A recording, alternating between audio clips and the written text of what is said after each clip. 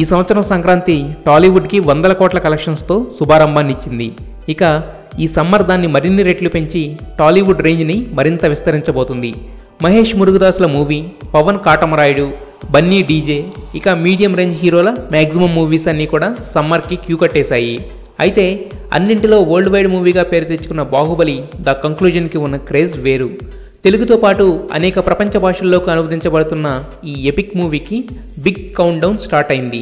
ఏప్రిల్లో ఈ cinema రిలీజ్ని confirm చేస్తూ బాహుబలి, బల్లాల దేవుడు ఇద్దరూ కూడా కౌంట్ డౌన్ స్టార్ట్ అంటూ ట్విట్టర్ ద్వారా అఫీషియల్గా అనౌన్స్ చేశారు.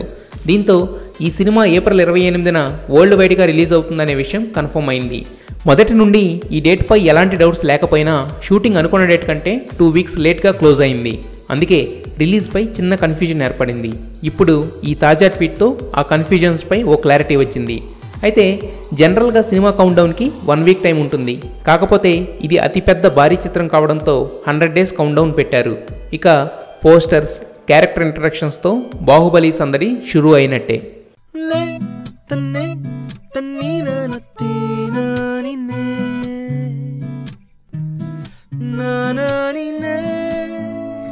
The